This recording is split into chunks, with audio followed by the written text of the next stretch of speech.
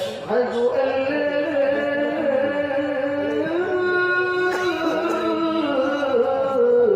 إله إلا الله